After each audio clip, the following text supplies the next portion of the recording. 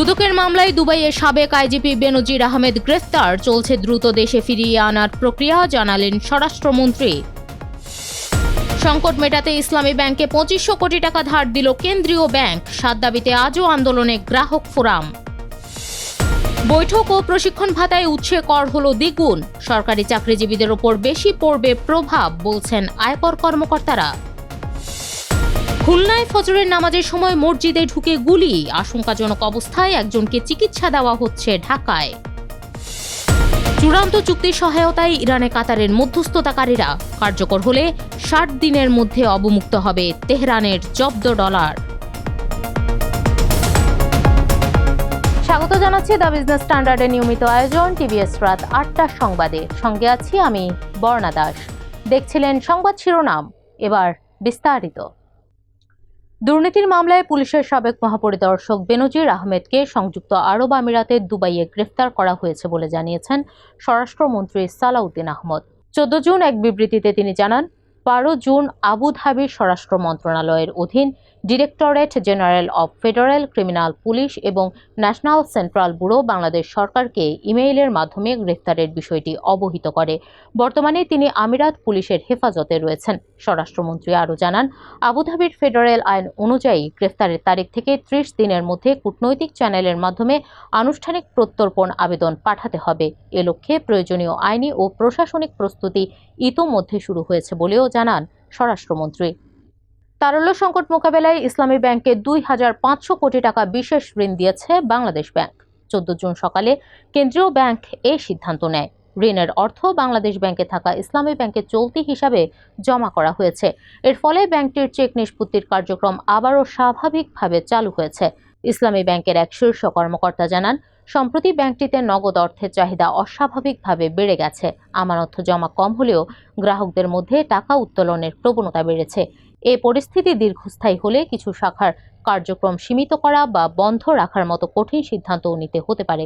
এদিকে চেয়ারম্যানের পদত্যাগ সহ 7 দাবিতে ইসলামী ব্যাংক টাওয়ারের সামনে অবস্থান কর্মসূচি পালন করেছেন সচেতন গ্রাহক ফোরামের ব্যানারে একদল গ্রাহক। চেয়ারম্যানের পদত্যাগের দাবিতে গভর্নরের কাছে স্মারকলিপি জমা দেওয়ার কর্মসূচি ঘোষণা করেছেন তারা। সরকারি বেসরকারি চাকরিজীবীদের বিভিন্ন বৈঠকে উপস্থিত থাকায় যে ভাতা মেলে তার উপর উৎসে কর দ্বিগুণ হয়েছে। একই হারে বেড়েছে প্রশিক্ষণ ও সম্মানী ভাতার ক্ষেত্রেও। আয়কর কর্মকর্তারা মনে করেন, এ বর্ধিত করের প্রভাব সরকারি চাকরিজীবীদের ওপর বেশি পড়বে, কারণ এ ধরনের আয়ের সুযোগ তারাই বেশি পান। 11 জুন জাতীয় সংসদে 2026-27 অর্থ বছরের জন্য 9,38,000 কোটি টাকার বাজেট প্রস্তাব করেন অর্থমন্ত্রী। এই অর্থের 1/3 অর্থ যোগানের ভার পড়েছে কর আদায়কারী সংস্থা এনবিআর এর ঘাড়ে। এই অবস্থায় নতুন বিধান রেখে উৎসে কর বিধিমালা প্রকাশ করেছে এনবিআর। তাতে দেখা যায়, আগামী অর্থ বছরের জন্য মিটিং ফি, ট্রেনিং ফি বা সম্মানী বিলের উপর উৎসে কর 20% করা হয়েছে। বর্তমানে এ ধরনের আয়ে 10% কাটা হয় উৎসে কর। খুলনায় ফজরের নামাজের সময় মসজিদের ভেতর ঢুকে গুলি চালিয়েছে দুর্বৃত্তরা।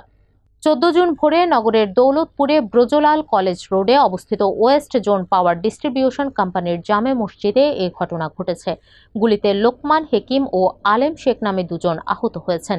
এর মধ্যে হেকিমের অবস্থা আশঙ্কাজনক হওয়ায় উন্নত চিকিৎসার জন্য ঢাকায় পাঠানো হয়েছে তাকে। খুলনা মহানগর পুলিশের উপকমিশনার সুদর্শন কুমার রায় জানান, সিসিটিভি ফুটেজে মোটরসাইকেলে হেলমেট পরা 2 ব্যক্তিকে দেখা গেছে। ফুটেজ যাচাই বাছাই করা হচ্ছে। তদন্তের পর এই ঘটনার উদ্দেশ্য সম্পর্কে নিশ্চিত হওয়া যাবে।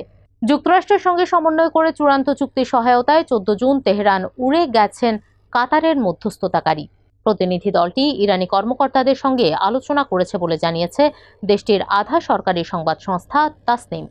মধ্যস্থতাকারী দলটির নেতৃত্ব দিচ্ছেন কাতারের প্রধানমন্ত্রী ও পররাষ্ট্রমন্ত্রী শেখ মোহাম্মদ বিন আব্দুর রহমান বিন জাসিম আল থানির একজন উপদেষ্টা। বার্তা সংস্থা রয়টার্স জানিয়েছে, ইরান যুক্তরাষ্ট্র চুক্তির আওতায় তেহরানের ওপর থেকে জ্বালানি তেলের নিষেধাজ্ঞা প্রত্যাহার, জব্দ করা $25 বিলিয়ন অর্থ ফেরত এবং হরমুজ প্রণালী উন্মুক্ত করে দেওয়ার মতো গুরুত্বপূর্ণ বিষয়গুলো অন্তর্ভুক্ত রয়েছে।